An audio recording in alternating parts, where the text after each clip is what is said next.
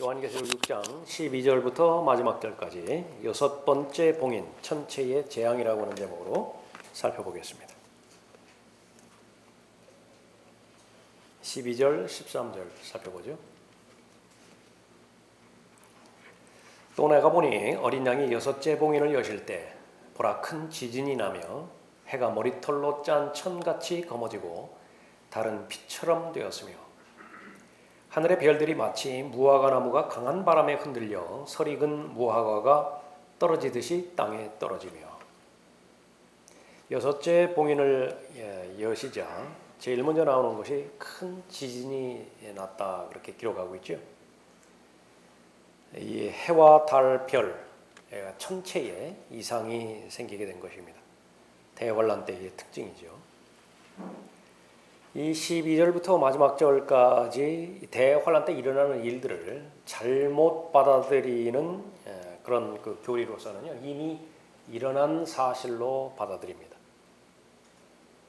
그렇게 해서 예를 들자면 여기에 큰 지진이 났죠. 이 지진은 역사적으로 무슨 포르투갈 리스본에서 큰 지진이 났다든지 아니면 지금까지 이 지진으로 인해서 최소한 4천만 명 이상의 사람들이 죽었다든지 아니면 아리조나에 큰 유성이 떨어져서 그 분화구가 있죠. 분화구가 그렇게 형성이 되었다든지 그런 쪽으로 해서 어쨌든 과거 사실로 다 돌리는 거예요. 그것은 전혀 맞지 않는 것입니다. 자, 본문은 대환란이 끝나기 전에 일어나는 사건들을 기록하고 있습니다. 하늘에서 일어나는 현상들과 관계가 있죠. 그래서 이것은 예수님께서 이 세상의 끝에 있을 일들에 대해서 예언하셨는데 그 예언하신 말씀과 아주 정확하게 두루뭉술하게 그렇게 꿰맞춰져서 맞는 것이 아니라 정확하게 구체적으로 예언한 말씀 그대로 그 예언이 있더라고요. 또 하나 이제 특히 구약을 우리가 살펴봤을 때에 구약에서 지금 이 천체 이상이 있다든지 아니면 무화과 나무가 이렇게 떨어지듯이 떨어진다든지 이런 표현 자체가 구약에 나와 있는 말들이에요. 인용은 아니지만은 그러니까 그것은 무엇을 말하냐면 구약은 1차적으로 유대인을 대상으로 해서 기록된 책임을 볼 때 이 요한계시록도 유대인을 대상으로 해서 기록된 책이라고 하는 사실을 알 수 있는 것이죠.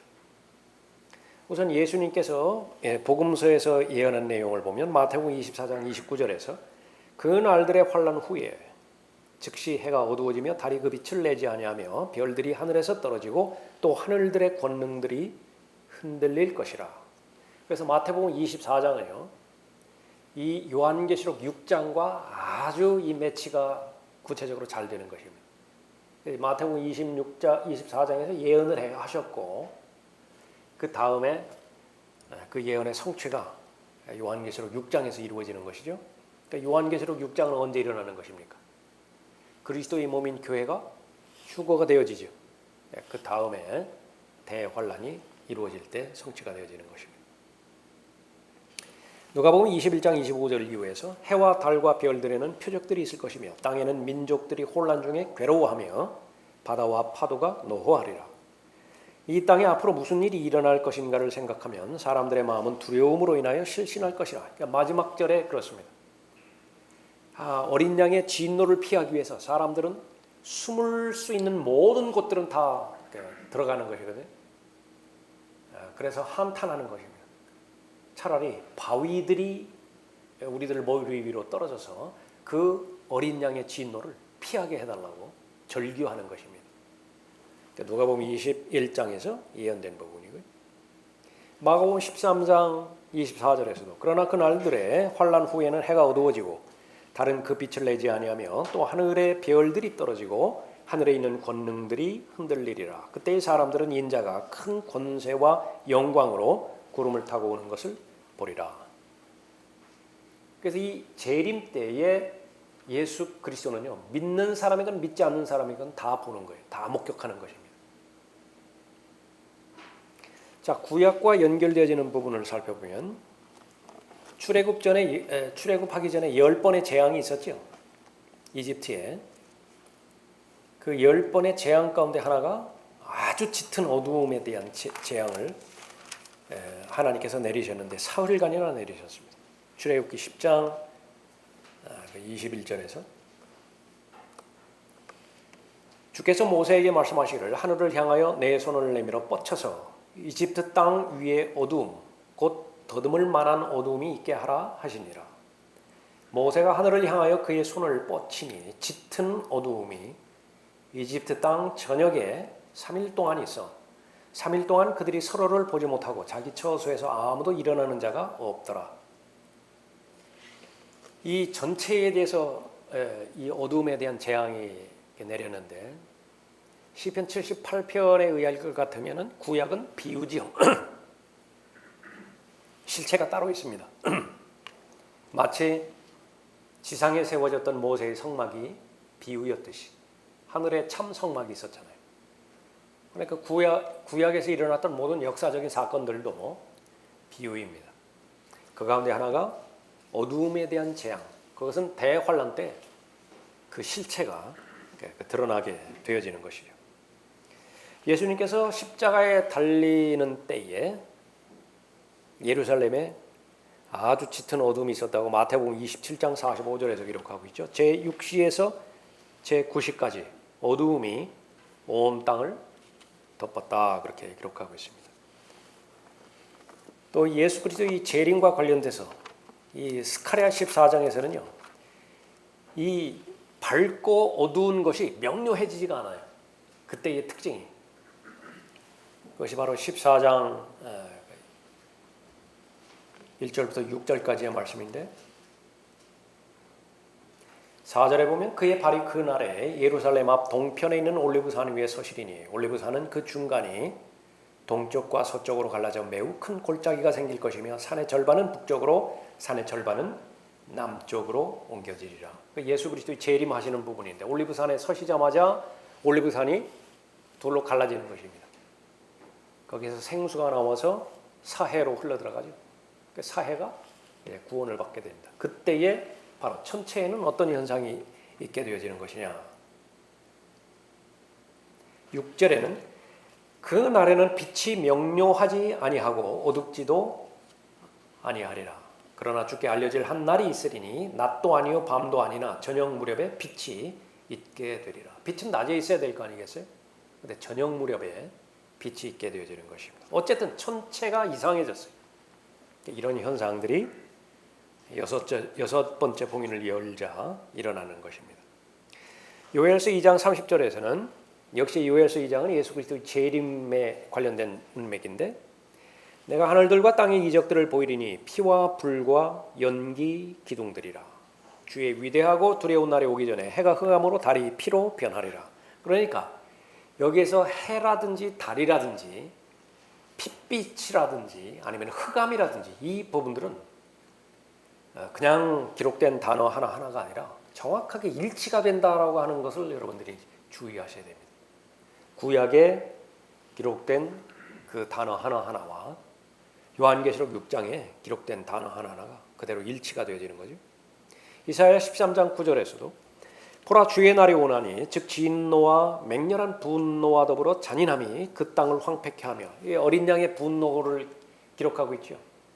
요한계시록 6장에서는 또 그가 거기에서 나온 죄인들을 멸하리라. 하늘의 별들과 그 별 무리들이 그들의 빛을 내지 않을 것이요 해가 솟아도 어두워지겠고 달은 그 빛을 비추지 아니하리라. 또 이사야 34장 4절에서 또 하늘의 모든 군상이 용해되고 하늘들은 두루마리처럼 다 말리게 될 것이고 그들의 모든 군상은 마치 포도나무에서 잎사귀가 떨어지듯이 그 다음에 어떤 표현이 나오나 보세요. 무화과 나무에서 무화과가 떨어지듯이 떨어질 것이라 그랬죠. 요한계시록 6장과 정확하게 같은 표현입니다. 1차적으로 유대인을 향해서 기록되었다라고 하는 사실을 아는 거예요. 그래서 요한계시록은 1차적으로 교회에 주신 서신이 아니에요. 대환란 때에 하나님께서 유대인을 다시 다루실 텐데 그 유대인을 다루는 경륜을 말하는 것입니다. 그래서 천체 이상이 있고 이것은 가장 가능성이 많은 것으로 대기권의 이상이 있는 경우를 말하는 것인데 그것은 별똥별이라든지 그 유성이 그렇게 떨어짐으로 인해서 큰 분화구가 생긴다든지 그런 것들을 포함하는 것입니다. 그래서 이 모든 재앙을 땅이 한번 겪었다고 한번 생각해 보세요. 로마서 8장에 의하면 모든 피조물들이 신음하면서 하나님의 아들들이 나타나기를 기다리고 있다고 말했죠. 거기에는 나무도 포함되는 거예요. 땅도 포함이 되는 것입니다. 그렇지 않아도 저주받은 땅인데 첫 번째 사람의 범죄로 인해서 심판 가운데서 가장 무서운 심판이 유대인을 향한 심판이죠. 유대인을 향한 심판이 대환란이라고. 그 유대인을 향한 심판은 사람에게만 심판을 가하는 것이 아니라 산에 있어서 강에 있어서 바다에 있어서 전체가 이 지구라고 하는 그 전체가 다 하나님의 심판의 대상인 것이죠. 이 심판이 계속해서 마지막을 향해서 나아가는 시점에 보면 엉망이 된 것이라고. 엉망이. 더 이상 쓸 수 없어요. 이 지구라고 하는 땅덩어리를. 그래서 아이벤 여인에게 산고의 진통이 오듯이요. 이 땅도 그런 고통을 겪는 것이에요. 그러다가 이제 어느 한날에 이스라엘이라고 하는 민족이 태어나죠. 한날에 이스라엘 민족이라고 하는 것이 태어나는 것이에요. 회복을 말하는 것입니다. 병행해서 이 땅도 다시 회복이 되어지는 거예요. 그래서 새로운 땅이 출생과 관련되어서 그렇게 변화되는 것인데 이사야 11장에서 보면은요, 땅이 변화가 되죠. 마태복음 19장에서는 그것을 땅이 거듭난다 그렇게 말합니다. 중생이 두 번 있다고. 사람이 중생하는 거 하나 있고, 그 다음에 땅이 중생하는 것입니다. 그렇게 해서 그런 중생한 상태에서 천년 왕국으로 연결되어지는 거죠. 자, 조금 어려운 부분이지만 후천년 무천년주의자들이 구약의 그리스도의 오심의 예언이 초림에 이루어졌다고 생각하는 이유가 있습니다. 이 부분은 사도행전 2장 거기다 보겠습니다. 사도행전 2장 보십시오.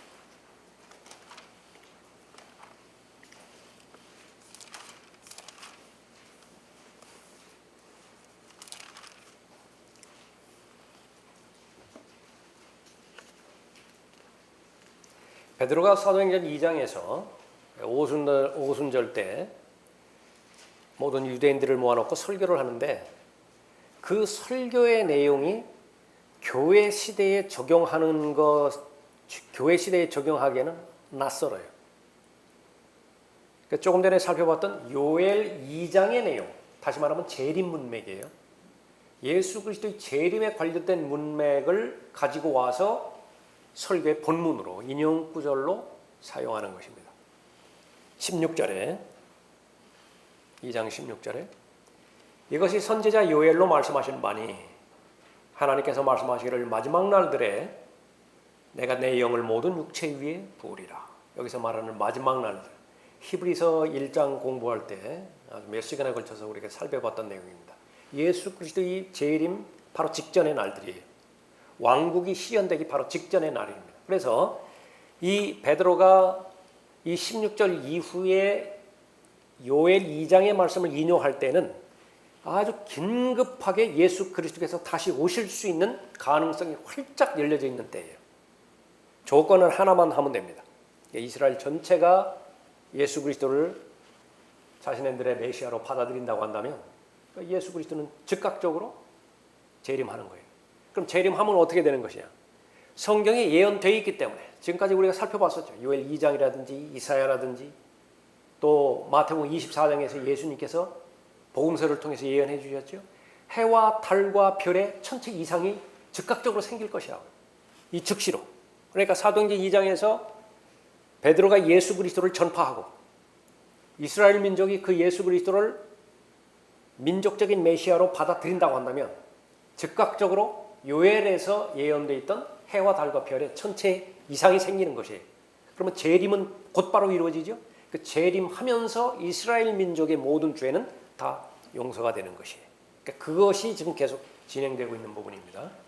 17절에 하나님께서 말씀하시기를 마지막 날들에 내가 내 영을 모든 육체 위에 부으리라. 그러면 너희 아들들과 딸들이 예언할 것이요 또 너희 젊은이들은 환상을 볼 것이며 너희 노인들은 꿈을 꾸리라. 또 그날들에는 내가 내 남종들과 여종들 위에도 내 영을 부어주리니 그들이 예언하리라. 내가 위로 하늘에서는 이적들과 아래로 땅에서는 표적들을 보이리니 피와 불과 연기라. 그 위대하고 찬란한 주의 날이 오기 전에 해가 흑암으로 달이 피로 변하리라. 그러나 누구든지 주의 이름을 부르는 자는 구원을 얻으리라고 하였느니라. 이 내용입니다. 이것은 명백하게 예수 그리스도의 재림을 말하는 재림 문맥이죠. 그래서 예수 그리스도는 곧바로 지금 오실 수 있는 그런 상황이었던 것입니다. 그러나 결과는 어떻게 되냐면 예수 그리스도 오시지 않았어요. 이스라엘이 궁극적으로는 예수 그리스도를 여기에서도 거부했기 때문에 그렇죠. 그래서 이 상황이 사도행전 7장까지 계속되는 것인데 사도행전 7장에서 마지막으로 마지막 기회인 스테판을 돌로 쳐 죽임으로 인해서 하나님께서 마지막 남겨놓았던 마지막 기회를 이스라엘은 잃어버리게 된 것이죠. 그리고 나서 이 요엘서 2장 베드로가 지금 인용했던 이 부분들은 2000년 뒤로 연기가 돼버린 것입니다. 그러나 연기가 되었다고 해서 없어진 것이 아니에요. 연기가 되었다고 해서 연기가 된 것이지 이 요엘 2장의 내용이 하나님의 교회인 그리스도의 몸에 영적으로 적용된 것이 아니라요. 그러니까 아까 살펴봤던 것처럼 요한계시록 6장에서 언급되는 해와 달과 별에 해당되는 천체 이상이 이미 다 이루어진 것으로 그렇게 받아들인 사람들은 똑같이 이 부분도 초림 때에 다 이루어졌다고 이렇게 보는 거예요. 그러나 이 부분은 명백하게 충돌이 되어지는 것이 요한계시록 6장에서는 바로 이러한 일들이 일어나죠. 해와 달과 별들에 있어서 이상이 일어나면 그 다음에 즉각적으로 나타나는 것이 어린 양의 진노예요. 어린 양의 진노가 나와야 된다. 그러나 사도행전 2장에서는 이 문자적으로 이루어지지 않았다라고 하는 사실을 입증하는 것이 어린 양의 진노가 일어나는 것이 아니라 복음이 전파돼요. 경륜적으로 다르다라고 하는 사실입니다. 그 사실을 잘 우리가 살펴보는 부분이고요. 자, 다시 이제 본문으로 와서 14절에 하늘은 두루마리같이 말려서 쓸려가고 모든 산과 섬도 각기 제자리에서 옮겨졌으니 2004년인가요? 그 태평양 지진이 일어났을 때 지각 변동이 일어났는데 섬의 위치가 바뀌어져 버렸죠. 그러니까 그런 것들은 아주 점진적으로 이제 리허설에 불과한 것입니다. 그러니까 이때가 되어지면 문자 그대로 다 이루어지는 것입니다. 그러니까 다 산들이 옮겨질 수 있고요. 그렇게 되는 것이죠.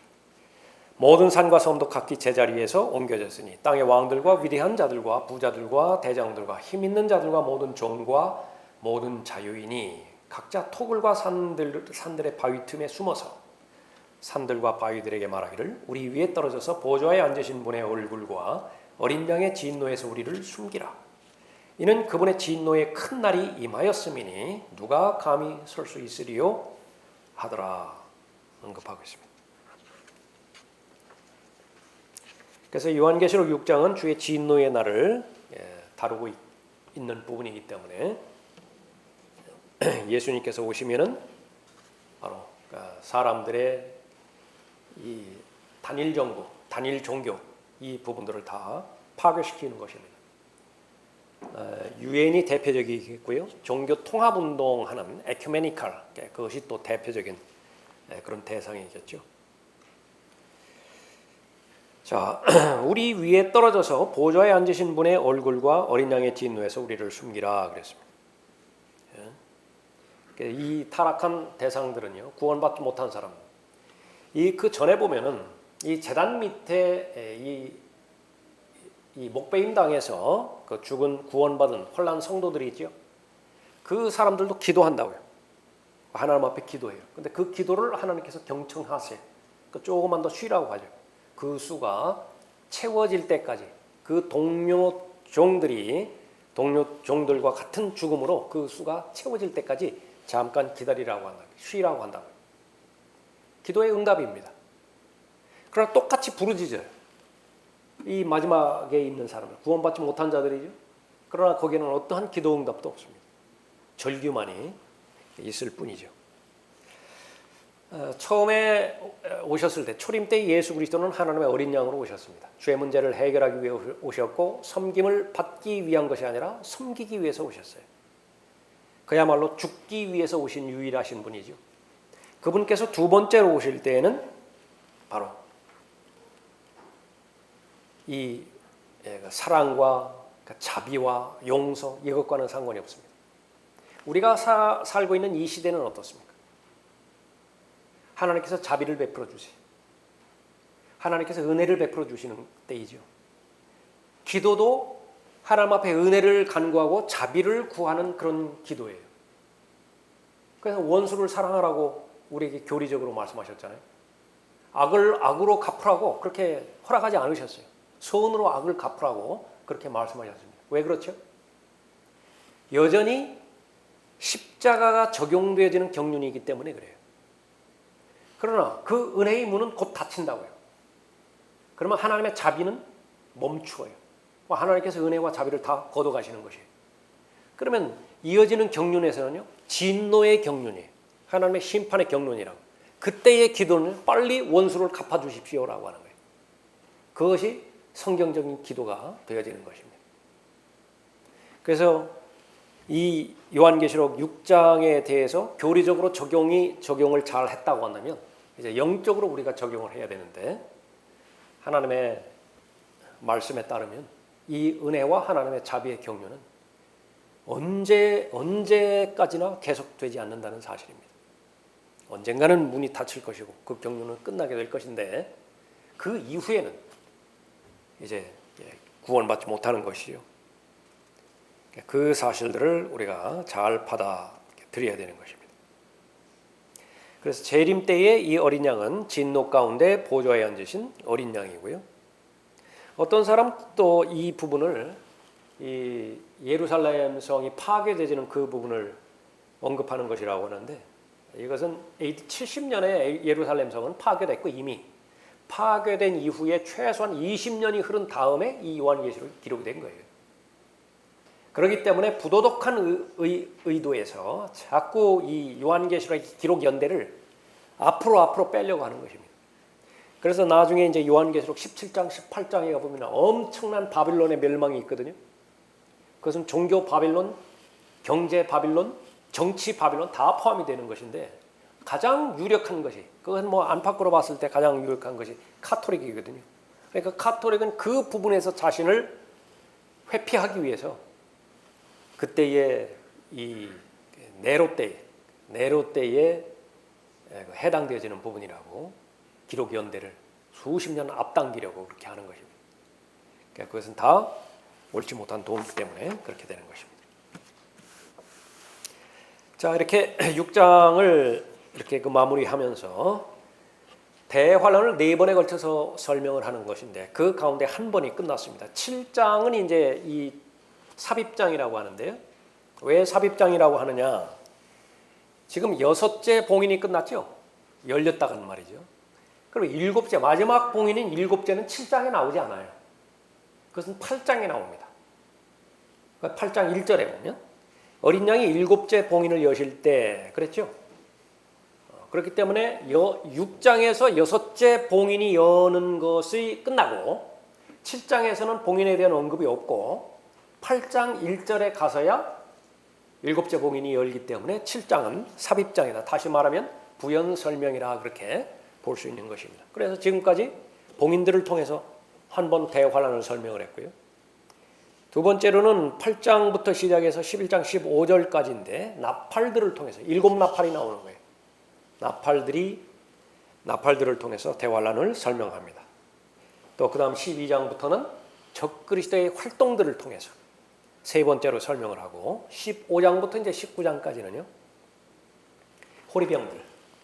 호리병들을 통해서, 그리고 큰 바빌론의 멸망을 통해서 네 번째 설명을 하는 것입니다. 그래서 초림도 4번에 걸쳐서 설명을 하고요.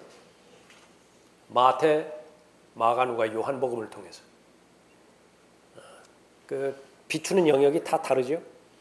재림도 4번에 걸쳐서 설명을 한 것입니다. 아까 조금 전에 살펴봤던 마태복음 24장과 또 요한계시록 6장은 아주 예수님의 예언과 성취라고 하는 부분에 있어서 아주 잘 조화를 이루는 것인데 거기는 살펴보도록 하겠습니다. 마태복음 24장 펴보십시오.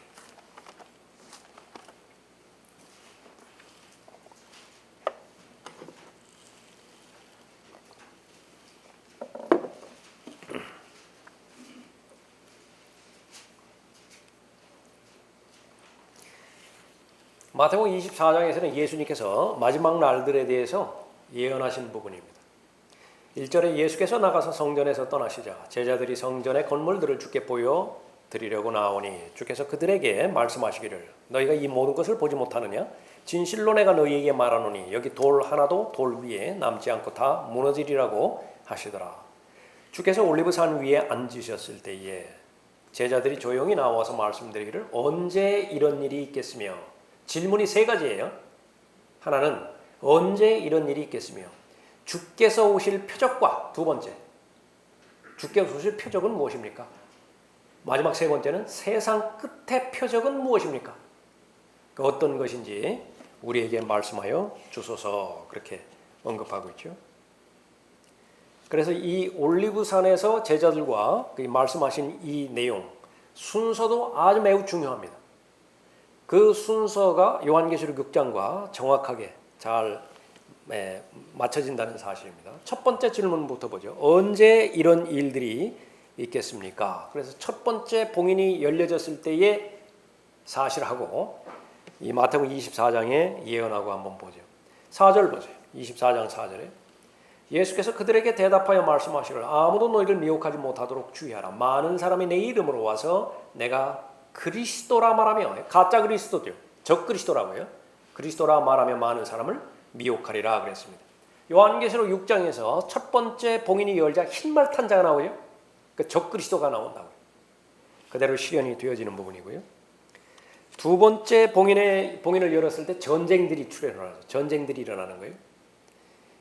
마태복음 24장 6절에서 또 너희는 전쟁과 전쟁의 소문을 들을 것이라. 그러나 삼가 걱정하지 말라. 이는 이 모든 일들이 반드시 일어나겠지만 아직 끝은 아니기 때문이라. 민족이 민족을 대적하고 나라가 나라를 대적하여 일어나겠으며 전쟁이라고요. 전쟁.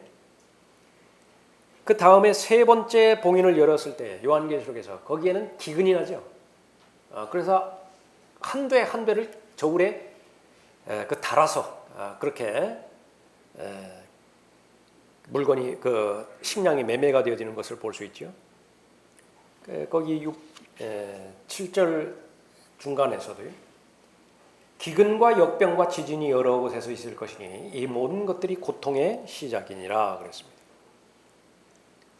거기에 전염병도 나오고 죽음이 나오는 것은 이제 네 번째 봉인을 열었을 때 요한계시록 6장에서 전염병이 나오는 것인데 7절, 8절에서 나왔죠. 역병이 나오고 고통의 시작이니라 그렇게 언급하고 있습니다. 그 다음에 이제 다섯 번째 봉인을 열었을 때에 제단 밑에 죽은 자들의 혼들이 나오죠. 순교자들이 나오죠. 그 박해받다가 이제 죽은 것이에요. 그런데 예수님의 예언이 그 9절에 나와 있습니다. 그때 사람들이 너희를 고난받도록 넘겨주며 죽이리라 그랬죠. 예언대로 죽는 거예요. 죽이리라. 또 너희는 내 이름으로 인하여 모든 민족에게 미움을 받으리라.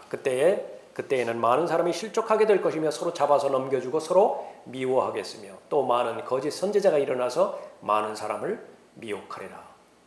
그러면 남는 것은 무엇이에요? 이때 어떻게 해야 되는 것이에요? 그래서 13절에 그러나 끝까지 견디는 자는 구원을 받으리라. 이 시대와는 전혀 달라요. 이 시대는 끝까지 견뎌서 구원을 받는 것이 아니라 순간적으로 구원받는 거예요. 지금 이 순간에 진실된 마음으로 단순한 마음으로 복음을 받아들이면 구원받는 것입니다. 행위로 구원받는 것이 아니라. 그러나 이때가 되어지면 대환란 때가 되어지면 거의 대부분은요. 목배임 당해서 순교를 당해야만 구원을 받게 되어지는 것입니다. 14절에 이 왕국 복음이 모든 민족에게 증거되기 위하여 온 세상에 전파되리니 그런 후에야 끝이 오리라. 이 왕국 복음은 이제 유대인 이 복음자들에 의해 가지고 세상에 계속 전파될 것이라고. 그러면 끝이 오는 것이에요. 근데 그때의 복음은 하나님의 은혜의 복음이 아니라 왕국 복음입니다. 왕국 복음. 이 시대에는 하나님의 은혜의 복음이 전파되어지죠. 주 예수 그리스도를 믿으라. 그리하면 너와 네 집안이 구원을 받으리라. 그러니까 그 메시지가 전파되어지는 것입니다.